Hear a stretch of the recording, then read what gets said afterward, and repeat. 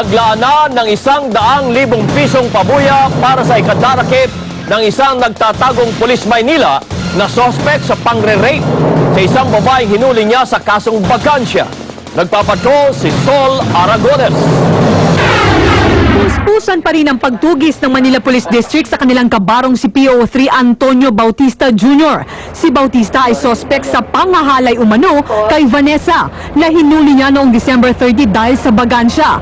Pero sa statement ni Vanessa, ni-rape umano siya ni Bautista. Nang dalhin na siya sa Integrity Task Force Office sa MPD. At para madakip agad si Bautista, isang concerned citizen ang nagbigay ng 100,000 pisong pabuya. Makakapagturo doon sa kinaroroonan ni PO3 Bautista. Maaaring tawag sa MPD hotline ng anumang impormasyon kay Bautista. Pinuntahan na rin ng mga operatiba ng MPD ang tirahan ni Bautista sa Bulacan at maging ang mga lugar na madalas niyang puntahan pero di nila ito natagpuan. Nakatalaga si Bautista sa District Intelligence Division ng MPD at maaari daw niyang gamitin ang kasanayan bilang pulis para hindi siya madakip pero nakahanda na rito ang MPD. Pero meron naman tayong counterintelligence na pwedeng magsagawa ng pagmamanman sa kanya. Kinasuhan na ng rape at robbery si Bautista at sasampahan na rin ng kasong grave misconduct. Ikinalulungkot naman ng MPD ang panibagong pagdungis sa pangalan ng mga pulis. Ito pong mga pulis na nasasangkot sa mga ganitong insidente, konti po lamang ito. Marami pa pong pulis ang nagsisilbi ng tapat.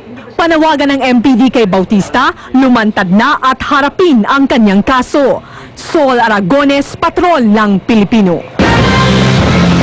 Professional killer ang gunman na nakuna ng litrato ng kanyang binaril na barangay Kagawad sa Caloocan.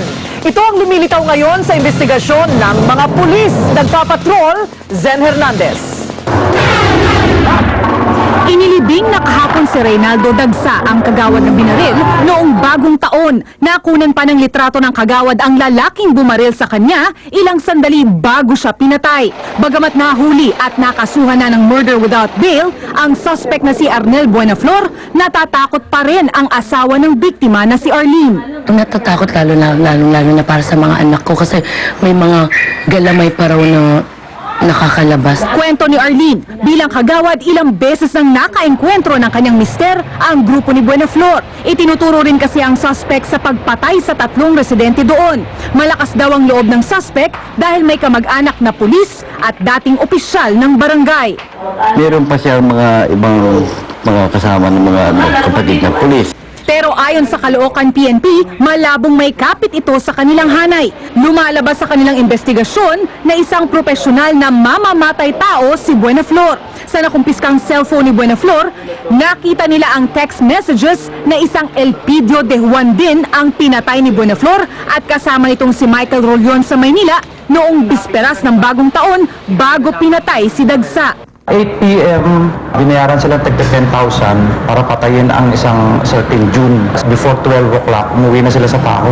Nadaanan nila ngayon si Dagsa na pinipicturan niya ang pamilya niya. Nire-review na rin ng Caloocan Police ang iba pang kaso ng pamamaslang sa Caloocan para malaman kung may kinalaman ang grupo ni Buenaflor dito. Zen Hernandez, Patrol ng Pilipino. Meron akong kwento! Halina't pakinggan ninyo ako! Sa kasagsagan ng prosesyon ng Black Nazarene sa Quiapo, naglipana sa paligid ng simbahan ang mga nagpakilalang faith healers. Kilalanin sila sa mga kwento ni Mark Logan.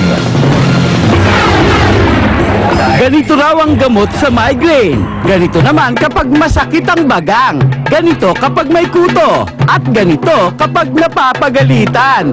Ilan lamang sila sa mga umano'y sugo na kapag pista ng Nazareno, naglipa na sa Quiapo. Gusto niya raw sana may sa pelikula ang buhay niya. Siyempre, artista rin ako yan. Artista kayo dati? Anong mga pelikula niyo? Kajumiti! Ha? Kajumiti!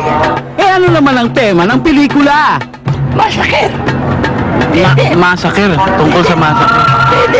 Ingrown lang ang problema ni Jojo. Pero nang siya ay pinaupo, ingrown niya, kakambal daw ng demonyo. Bagsak ang lahat ng kamot sa kanyang katawan. Sumalo yung kapangyarihan ng apoy ng dirang kuryente sa badan mo kapangyarihan. Ayoko, natumba na. Santa Maria ang Birhen. Sardinas ba? Kilala mo ako? Kelly Rogers, nasagot. Anong pangalan mo? Jojo ano? Jojo Lucifer. Ganun pa rin ah. Naging apelido lang. Jojo Lucifer naman ngayon. Sa Quiapo, siya daw ang superpower. Ako nga, Red Belter. Red Belter kayo? Yes! Sa martial art? Bakit yellow? Ah, Yellow. ha? Yellow yung belt. Hindi! Sa martial art! Kaya nang umiksena itong si Kristong Hari at itong si Brother na pikon si Master. Once kang manginig ang tao is a giving, sign of giving. Ay, yung nanginginig na gano'n. Yes! Dahil si basahan mo Biblia. Sino Medyo nanginig? pasmado yata sa Hindi. Is sign of giving. Mark Logan, Kapag may tagyawat, paano gagawin? Patrol ng Pilipino. 5 pulis na tauhan ng Evasion Security Group muling ipatatawag kaugnay sa pagkamatay ng membro ng US Navy. Mga bus drivers na hindi test na certified, hindi napapayagang bumiyahe. At security ni Charisse, katulad na ng ibang Hollywood stars. Sa pagbabalik ng TV!